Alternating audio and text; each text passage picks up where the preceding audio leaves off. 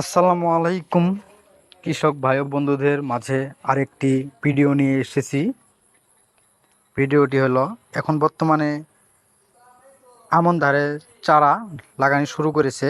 অধিকাংশ এলাকায় আমন ধানের চারা লাগিয়ে শেষ করেছে। তবে আপনার আমন ধানে ঠিক মতন কুশি বাড়ছে না, কুশি হচ্ছে না। এই বিষয় নিয়ে আমি একটি ভিডিও নিয়ে এসেছি। ভিডিওটি শুরু থেকে শেষ পর্যন্ত দেখার অনুরোধ রইল। আশা করি কৃষক ভাইদের উপকারে আসবে।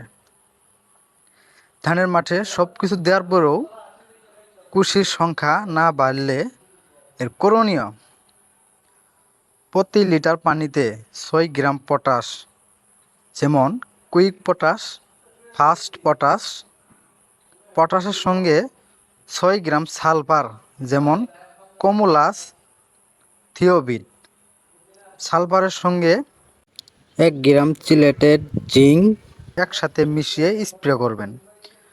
প্রতি শতক জমিতে 2 লিটার পানি স্প্রে করবেন। ধান রোপণের 20 থেকে 25 দিন বয়সে একবার স্প্রে করবেন এবং 40 থেকে 45 দিন বয়সে আরেকবার এই স্প্রেটা করবেন। কুশি খুব দ্রুত আসবে, ভালো ফলন পেয়ে যাবেন। আশা করছি কৃষকের কাজে আসবে। তবে ভিডিওটি শুরু থেকে শেষ পর্যন্ত দেখার জন্য সবাইকে ধন্যবাদ। তবে কৃষি সম্পর্কে আরও নতুন নতুন ভিডিও পেতে আমার পেজটি ফলো দিয়ে রাখুন।